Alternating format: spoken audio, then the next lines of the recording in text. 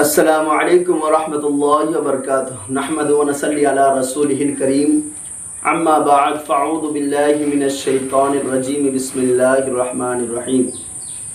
आज আপনাদেরকে একটা বিশাল মূল্যবান জিনিস দেব।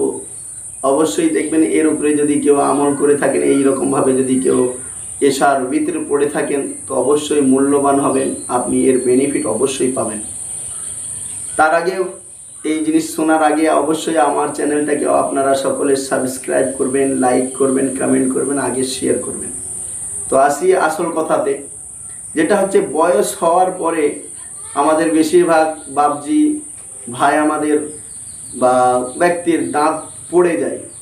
কিন্তু আজ আপনাদেরকে যে নিয়মে আপনাকে এশার ভিতর যদি আপনি এই নিয়মে পড়েন, আমি ইনশাআল্লাহ রহমান আপনার দাঁত কিন্তু পড়বে না, যদি যতটুকু চেষ্টা আশা করা যায়।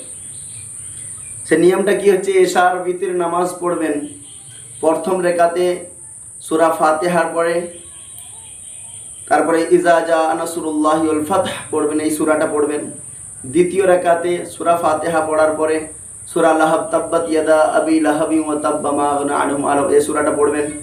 তৃতীয় রেকাতে সূরা ফাতিহা পড়ার পরে সূরা ইখলাস পড়ার পরে তারপরে আবার আল্লাহু আকবার বলে দোয়ায়ে কুনুত পড়বেন। এই নিয়মে যদি আপনার লাইফে আপনি যদি দোয়ায়ে ভিতর নামাজ পড়েন, ইনশাআল্লাহ রহমান আপনার বয়স হয়ে মানে 80 বছরও হয়ে যাবে, 90 বছরও হয়ে যাবে, কিন্তু দাঁতে সেই ক্ষমতাই থাকবে যেটা একটা যুবক ছেলের দাঁতে ক্ষমতা থাকে। আপনার দাঁতে কোনো সমস্যাই আসবে না ইনশাআল্লাহ রহমান।